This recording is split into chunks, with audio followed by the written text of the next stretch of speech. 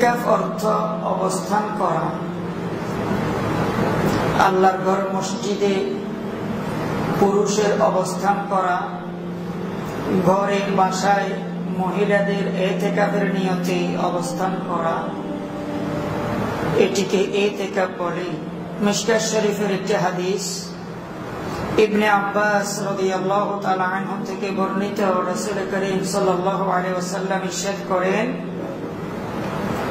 ইতিকাফকারী যাবতীয় গুনাহ থেকে মুক্ত থাকে এবং ইতিকাফকারীর জন্য ওই পরিমাণ সওয়াব লেখা হয় যে পরিমাণ সওয়াব অন্যান্য আমলকারীদের জন্য লেখা হয়। সুবহানাল্লাহ।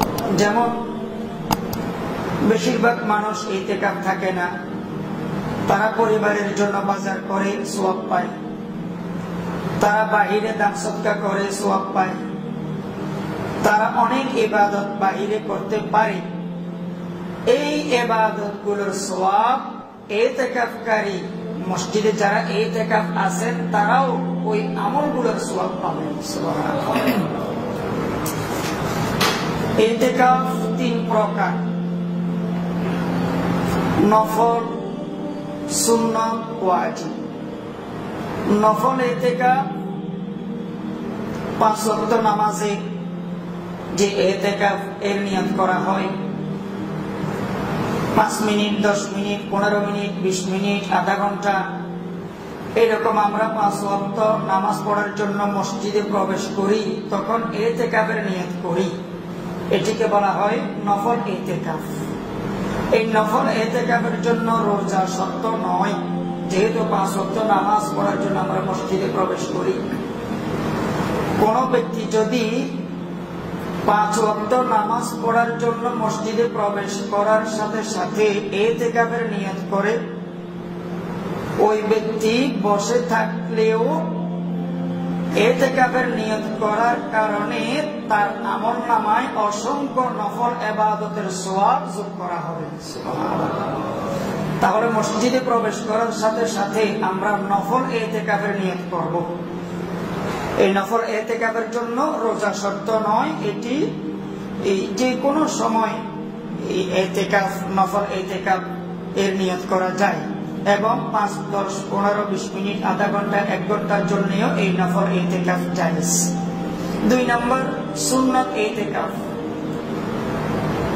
যেটিকে বলা হয় সুন্নতে আলাল কিফায়া, অর্থাৎ এলাকার একটি মসজিদে, যে মসজিদে 5 ওয়াক্ত নামাজ জমাতে আদায় করা হয়, ওই মসজিদে যদি একজনও ইতিকাফ না থাকে পুরো এলাকাবাসী গুনাহগার হবে। যদি কমপক্ষে একজন ইতিকাফ থাকে তাহলে পুরো এলাকাবাসী গুনাহ থেকে বেঁচে যাবে। এজন্য যারা ইতিকাফ থাকেন তাদেরকে উৎসাহ দিবেন, প্রেরণা দিবেন যে আপনি ইতিকাফ থেকেছেন, আমি থাকতে পারিনি, আপনি আমার জন্য দোয়া করিয়েন। যারা ইতিকাফ থাকে তাদের দোয়া কবুল হয়। আর যারা ইতিকাফ থাকে মসজিদে, তারা যে শবে কদর পায় এর মধ্যে কোনো সন্দেহ নাই। সুবহানাল্লাহ। কারণ শবে কদর 21শে রমজান, 23শে রমজান, 25শে রমজান, 27শে রমজান, 29শে রমজান, যে কোনো একটি বেজোড় রাতেই তো শবে কদর। যদিও শবে কদর বা লাইলাতুল কদর 27শে রমজান দিবাগত রাতে আমরা পালন করে থাকি অধিকাংশ মানুষ, কিন্তু হাদিসের ভাষায় যে কোনো একটি বেজোড় রাতেই শবে কদর, লাইলাতুল কদর হবে, আসবে। তাই যারা ইতিকাফ থাকে তারা যেহেতু রমজানের শেষ 10 দিনই ইবাদত করার সুযোগ পায় মসজিদে, তাই তারা যে শবে কদর পায় এর মধ্যে কোনো সন্দেহ থাকে না। তাই যারা ইতিকাফ থাকে তাদের সাথে দেখা করবেন, দোয়া নিবেন, প্রেরণা দিবেন, উৎসাহ দিবেন। ইতিকাফকারীর দোয়া আল্লাহ তাআলা কবুল করেন। কয়েকটি সময় কয়েকটি মানুষের দোয়া আল্লাহ তাআলা কবুল করেন। সন্তানের জন্য মাতা পিতার দোয়া আল্লাহ তাআলা কবুল করেন। মুসাফিরের দোয়া আল্লাহ তাআলা কবুল করেন। মজলুম ব্যক্তির দোয়া আল্লাহ তাআলা কবুল করেন। এই কয়েক শ্রেণীর মানুষের দোয়া আল্লাহ তাআলা কবুল করেন। আর কয়েকটি সময় আছে আল্লাহ তাআলা দোয়া কবুল করেন, যেমন নিশিরাতে তাহাজ্জুদ পড়ে যদি দোয়া করা হয় আল্লাহ তাআলা কবুল করেন। খতিব সাহেব যখন দুটো আরবি খুতবা দেয়, জুমায় দুটো আরবি খুতবা দেয়, ওই দুই খুতবার মাঝখানে কয়েক সেকেন্ড বসে, ওই কয়েক সেকেন্ডের মধ্যে যে দোয়া করা হয় ওই দোয়া আল্লাহ তাআলা কবুল করেন। সুবহানাল্লাহ। এই জন্য খতিব সাহেব যখন দুই আরবি খুতবার মাঝখানে কয়েক সেকেন্ড বসে, ওই অল্প সময়ের মধ্যে কয়েকটা দরখাস্ত দোয়া আল্লাহ তাআলার কাছে করবেন। হাত তুলে হোক না তুলে হোক, মনে মনে আল্লাহ তাআলার কাছে দোয়া করে ফেলবেন। আরেকটি সময় দোয়া কবুল হওয়া জুমার দিন আসরের নামাজের পরে মাগরিবের আগে আল্লাহ তাআলা দোয়া কবুল করেন। সুবহানাল্লাহ। তাহলে ইতিকাফ তিন প্রকার: নফল ইতিকাফ, সুন্নত ইতিকাফ। সুন্নতে আলাল কিফায়া, রমজানের শেষ 10 দিন যে ইতিকাফ থাকা হয় এটিকে বলা হয় সুন্নতে আলাল কিফায়া, সুন্নত ইতিকাফ। এই সুন্নত ইতিকাফের জন্য রোজা শর্ত। যেহেতু রমজানের শেষ 10 দিন ইতিকাফ থাকা হয়, রোজা তো থাকতেই হবে, রোজা না থাকলে ইতিকাফ সই হবে না। আরেকটি ইতিকাফ আছে ওয়াজিব ইতিকাফ। ওয়াজিব ইতিকাফ অর্থ আল্লাহ আমার এই কাজটা পূরণ হলে, এই আশাটা পূরণ হলে আমি এতদিন ইতিকাফ থাকবো, এরকম মান্যত করছে, এরকম সংকল্প করছে। আল্লাহ তাআলা তার মনের আশা, তার কাজটা পূরণ করেছেন, তাহলে মান্যত অনুযায়ী তার ইতিকাফ থাকতে হবে। এটি ওয়াজিব ইতিকাফ। এই ওয়াজিব ইতিকাফের জন্যও রোজা থাকতে হবে, রোজা শর্ত। রমজানের শেষ 10 দিন সুন্নত ইতিকাফের জন্যও রোজা থাকতে হবে, শর্ত। নফল ইতিকাফের জন্য রোজা শর্ত নয়। তাহলে ইতিকাফ আমরা কয় প্রকার পেলাম? 3 প্রকার। রমজানের শেষ 10 দিন যারা ইতিকাফ থাকেন, এটা কি ইতিকাফ? সুন্নত ইতিকাফ। 5 ওয়াক্ত নামাজের সময় মসজিদে আমরা ঢুকি, ইতিকাফের নিয়ত করি, এটি কি ইতিকাফ? নফল। আর এটি আছে ওয়াজিব ইতিকাফ, এটি মান্যতের ইতিকাফ। ইতিকাফের কিছু শর্ত আছে। যে মসজিদে ইতিকাফ থাকা হবে ওই মসজিদে 5 ওয়াক্ত নামাজ জামাত সহকারে কন্টিনিউ থাকতে হবে, পড়তে হবে। তারপর ইতিকাফের নিয়তে মসজিদে অবস্থান করতে হবে, নিয়ত করতে হবে একটি ইতিকাফের নিয়ত। মনে মনে সংকল্প করাই হচ্ছে ইতিকাফের নিয়ত। আর মহিলাদের ঘরে ইতিকাফ, মহিলারা যদি ঘরে ইতিকাফ থাকে তাহলে মাসিক ঋতুস্রাব থেকে, সন্তান ডেলিভারি হওয়ার পরে নেফাস থেকে মুক্ত থাকতে হবে, সুস্থ থাকতে হবে। এগুলো ইতিকাফের শর্ত। এবার আমরা ইতিকাফ নিয়ে কয়েকটি জরুরি মাসআলার দিকে যাই। ঘরে নফল ইতিকাফ করা যাবে কিনা? মাসআলা হচ্ছে পুরুষের ইতিকাফ মসজিদ না ঘর? পুরুষের ইতিকাফের স্থান মসজিদ, মহিলাদের ইতিকাফের স্থান ঘর। তাই মহিলারা ঘরে ইতিকাফ থাকতে পারবেন, সেটি সুন্নত ইতিকাফ হোক, নফল ইতিকাফ হোক, ওয়াজিব ইতিকাফ হোক। মহিলারা ঘরে ইতিকাফ থাকতে পারবেন, পুরুষেরা মসজিদে ইতিকাফ থাকবেন। নাবালেগ সন্তানের ইতিকাফের মাসআলা। ইতিকাফের জন্য বালেগ শর্ত নয়। নাবালেগ যিনি ওযু, গোসল, তায়াম্মুম, পাক পবিত্রতার মাসআলা জানে, বুঝে, শিখছে, ওই নাবালেগ সন্তান ইতিকাফ থাকলেও জায়েজ হবে, সই হবে। তারপরের মাসআলা টাকার বিনিময়ে ইতিকাফ।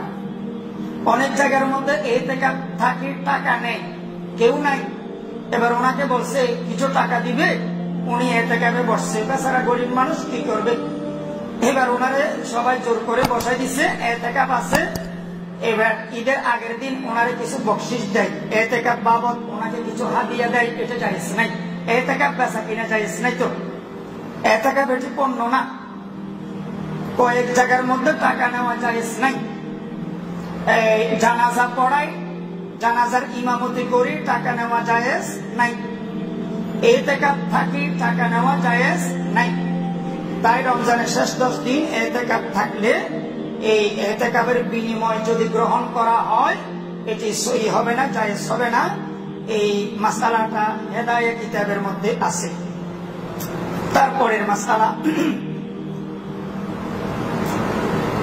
ফতোয়া রহিমিয়া থেকে বলা হচ্ছে ইতিকাফকারীরা মসজিদে পার্টিশন দেয়। আপনারা দেখছেন অনেক মসজিদে রমজানের শেষ 10 দিন ইতিকাফ থাকলে পার্টিশন দেয়, এটি জায়েজ।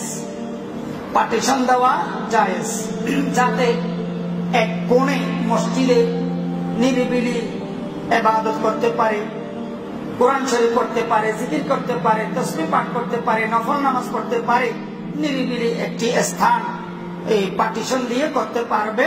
তবে এমন পার্টিশন দেওয়া যাবে না যে পার্টিশন দিলে পুরো একটি রুমের মতো, ঘরের মতো হয়ে গেছে, অন্যান্য মুসল্লিদের নামাজ পড়তে কষ্ট হচ্ছে, এইরকম পার্টিশন দেওয়া উচিত নয়, ঠিক নয়। তারপরে মাসালা ইতিকাফকারী ঘরে গিয়ে প্রস্রাব পায়খানা গোসল ইত্যাদি করতে পারবে কিনা।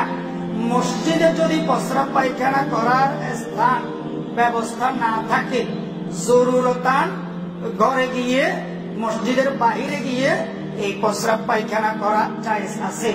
আর মসজিদে যদি গোসল করার ব্যবস্থা না থাকে তাহলে ফরজ গোসল অবশ্যই মসজিদের বাহিরে গিয়ে করাটা জায়েজ আছে, ইতিকাফ ভাঙবে না।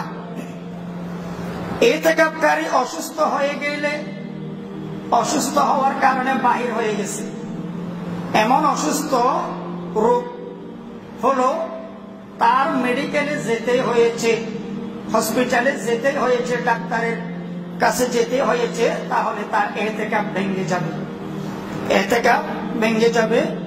বাহরুর আয়াত থেকে এই মাসালাটি নেওয়া হয়েছে। তারপরে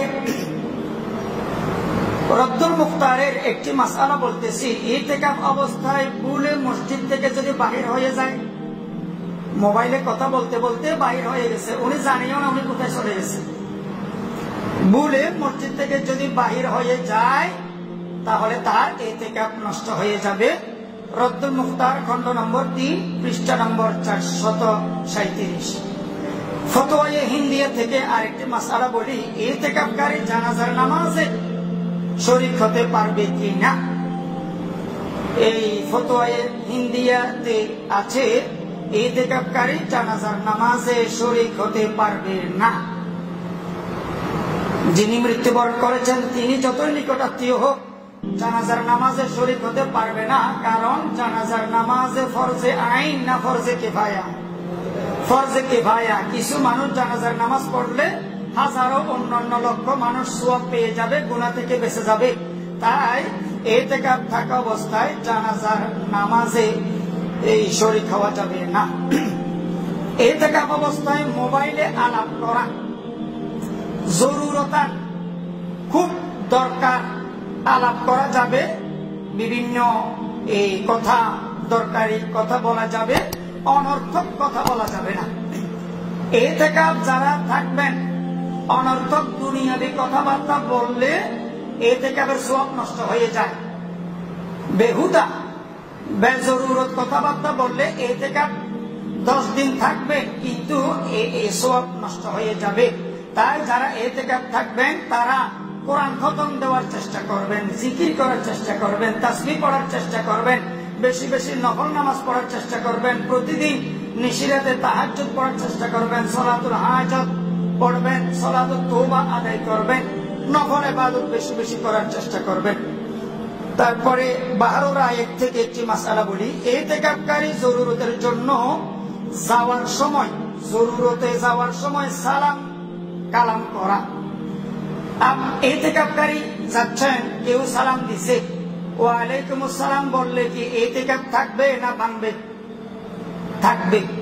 ওয়ালাইকুম আসসালাম বললে অসুবিধা কি? উনি প্রস্রাব পায়খানা করতে যাচ্ছেন, ইতিকাফকারী ব্যক্তি, কেউ সালাম দিছে, সালামের জবাব দিতে পারবেন। আবার অন্য কাউকে তিনি সালামও দিতে পারবেন। তবে এর অতিরিক্ত অন্য কোনো কথাবার্তা বলা উচিত নয়। মহিলাদের ইতিকাফের হুকুম, মহিলাদের আগেই বলেছি ইতিকাফের স্থান ঘর, বাসা। ঘরের একটা কোণ, একটা কর্নারকে ইবাদতখানা হিসেবে ঘোষণা করবেন, বানাবেন। সেখানে তিনি প্রায় সময় থাকবেন, ইবাদত করবেন। ওই মহিলা ওই ঘরের কর্নারে ইবাদত করবেন, সেখানে ঘুমাবেন, সেখানে অবস্থান করবেন অধিকাংশ সময়। এখন ওই মহিলা ব্যতীত যদি ঘরের মধ্যে আর কেউ রান্না করার মানুষ নাই, আর কেউ কাপড় ধোয়ার মানুষ নাই, ঘর পরিষ্কার করার মানুষ নাই, বাচ্চা লালন করার মানুষ নাই, মহিলা নাই, তাহলে যে মহিলা ইতিকাফ থেকেছেন ওই মহিলা সব কাজ করতে পারবেন, যেহেতু বিকল্প কোনো মানুষ মহিলা নেই। যে মহিলা ঘরে কর্নারে ইতিকাফ থেকেছেন তিনি অপারগ অবস্থায় সব কাজ করতে পারবেন। বাহারুর রায় খণ্ড নম্বর 2 পৃষ্ঠা নম্বর 324। আরেকটি জরুরি মাসআলা